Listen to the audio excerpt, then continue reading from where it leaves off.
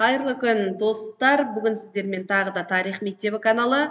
Тарих мектебі бүгін сіздерге сақтар және сақтар қоғамы тақырыбын ұсынады. Яғни бүгінгі сабағымызда біз сақтардың антропологиялық белгілері, олардың өмір сүру тіршілігі және сақтар туралы қандай деректер бар деген сұрақтарға жауап береміз. Алдымен каналға тіркеліп, пікір жазуды ұмытпаңыздар. Сақтар бұл біздің заманымызға дейінгі бірінші мыңжылдықта ұлы дала өркениетіндегі ең алғашқы тайпалық одақ екені баршамызға белгілі. Сақтардың түр тұлпаты қандай болды деген сұраққа атақты антрополог Герасимов жауап береді. Ол сақ адамдарының кескін келбетіне мүсін жасап, оларды европоидтық нәсіл түрінде ұсынылады. Көздерінің көк, беттері қырлы, мұрынының сүйір болуы, шаш, мұрт, сақалдарының сұйық болуы және бойларының бойшаң ұзын болуы европоидтық таза нәсіл болғандығын дәлелдеп көрсетіп отыр. Өйткені қазіргі күндегі әлем елдерінің таралуы сақтардан бастау алады дейтін болсақ, славян өкілдерінің де сақтардан таралуы әбден мүмкін деген жақсы позициялар ұсынып отырғаны белгілі. Сақ қоғамы 3 топтан тұрады. Олар жауынгерлер, абыздар, малшылар мен егіншілер. Жауынгерлер киімдерінің ерекшелігімен, қызыл түсімен белгілі. Қызыл түсті таңдау себебі олар күннің ұрпақтарымыз деді. Күн сияқты лап-лап жанып, олар елді қорғауға атсалысатын негізгі таптырмас топ. Абыздар, олар ақ түсті киім киді, олар айдың түсін таңдады. Ал қауым мүшелері, малшылар мен егіншілер, сары және көк түсті таңдады. Көк түс таңдағаны аспан әлемі, сары түс жер әлемінің кейпіне енді. Сақтардың қоғамдық құрылысы да 3-ке бөлінеді. Ең жоғарғы құрылыста патша, өйткені патша күннің ұрпағы, ол көктемде жерге алғашқы соқа салушы, малшылардың үйретуші ұстазы, бас қолбасшысы және аспан мен жер арасындағы байланыстырушы дәнекерші деп сипатталды. Патшаларға ерекше құрмет көрсетіліп, кең көлемдегі обаларға жерленіп, олардың киімдері де таза күн түсті алтыннан жасалынған еді. Екінші топ жауынгерлер, абыздар қауым мүшелері. Яғни жауынгерлер деген сұрақтың негізінде біз әскери демократияны айтамыз. Яғни сақ қоғамның ішіндегі әйел адамның қоғамдық орны ерлермен тең дәрежеде болды. Сақ жауынгерлерінің ішіндегі қыздар соғыс қаупі туғанда ерлерімен көмектеседі деген дерек бар. Ал бейбіт күнде қауым мүшелері мал бағу мен егін шаруашылығымен айналысады.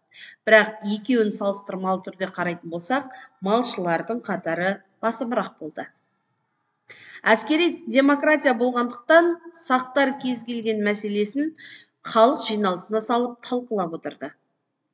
Қайда көшетінін, кіммен соғысатынын, қалай қорғанатын деген сұрақтардың барлығы осы кеңестерде шешілді. Бірақ шешуші сөз патшада қалды. Енді осы сақтарды туралы деректер гректер, парсылар, ирандықтарда болса, оларды әрқайсысы өз тілінде атады. Мысалға, гректер азиялық скифтер, парсылар құдіретті еркектер, ирандықтар жүйрік атты турлар деп атады. 3 сипаттауға да назар аударып қарайтын болсақ, сақтардың ұлы дала төсіндегі еркін болғандығын, құдіретті болғандықтарын және нағыз жауынгер болғандығын білеміз.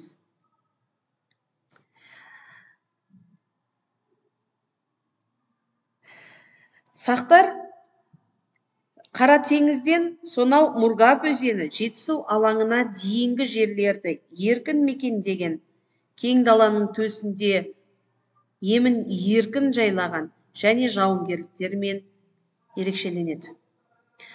Тіпті осы сақтар, олар алтын мен мыс көп жерлерді мекен еткен дейді. Грек тарихшысы Геродоттың тарих атты еңбегінде олар найзаның ұшын, жебе, қылышты, аттың сауытын мыстан жасайды. Бас киімдерін, белдіктерін, аттың ер-тұрманын алтынмен әшекейлейді. Олар егін екпейді, үй малдарын өсіреді, балық аулайды, сүт ішеді, күнге табынады және жылқыны құрбандыққа шалады дейді. Ал Страбонның география еңбегінде олар атқа мінудің шебері, жауынгерлері садақ, қылыш және қола балтамен қаруланып сауыт киеді. Шайқас кезінде алтын белдік тағады. Аттың ауыздығымен ер-тұрманын алтыннан жасайды. Егіншілікпен айналыспайды, мал өсіріп, балық аулайды дейді. Яғни, осындай нақты деректердің екеуіне де сүйенетін болсақ, сақтар атқа мінудің шебері екендігін белгілі болды. Ал олардың бір тобы аргипейлер сонау энеолит дәуіріндегі ботай мәдениетінен қалған ботайлықтардың ұрпағы екенін ескерсек, олардың көшпелілердің өмірлерінде жылқы айнымас бөлшек болғандығын айқын көреміз.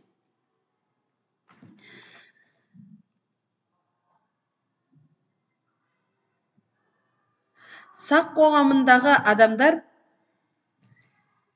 бейбіт күнде егін еккен екені белгілі. Бірақ егін еккен шаруашылықтарын үнемі қадағалау үстінде болмайды. Яғни олар тек Жетісу алқабы және оңтүстік Қазақстан алқабында ғана егін еккендіктері белгілі. Қалған аймақтардың барлығы жылқы өсірумен айналысты. Енді назарларыңызға картаны ұсынамыз. Бұл картаны негізгі көрініп тұрған тайпалар барлығы бірдей Геродоттың айтуы бойынша массагеттер деп аталды, және бұлардың барлығын бірдей азиялық скифтер деп атады. Ал олардың ішіне үңілетін болсақ, сақтардың негізгі 3 тобы бар. Ол Тиграхауда, Парадарая, Хаумаварга. Тиграхауда сөзінің мағынасы шошақ бөрі кигендер деп аталады. Парадарая сөзінің мағынасы өзі Арал теңізі мен Сырдария өзенінің ортағысын мекендіктен, олардың аудармасы теңіздің арғы жағындағылар деген. Ал Хаума Варга сөзі жаттау үшін Хаума Варит деген сөзден алсақ болады. Хаума сусынын қайнатушылар деп аударылады.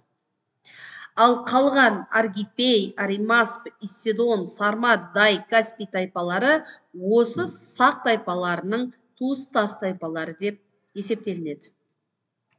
Аргипей сөзінің мағынасы ақ жалды жүйрік аттың иелері деп аталады. Ал Аримасп сөзінің мағынасы ол алтын таудың етегіндегілер немесе алтын қорушылар деп аударылады. Назарларыңызға сақтар туралы деректерді ұсынамыз. Ирандықтардың Авеста кітабы, Геродоттың 9 томдық тарих еңбегі, 1-ші Дарийдің Бехистуын жартасына жаздырып кеткен жазбасы, Страбонның география еңбегінде, сонымен бірге сақ әйелдерінің қаншалықты ержүрек екендігі Ктесийдің еңбектерінде жазылса, ал грек сақ аралығындағы соғыстар туралы деректерді қалдырған Ариан, Помпейтрок, Полиен болып табылады. Назар қойып тыңдағандарыңызға рахмет. Каналмен бірге болыңыздар.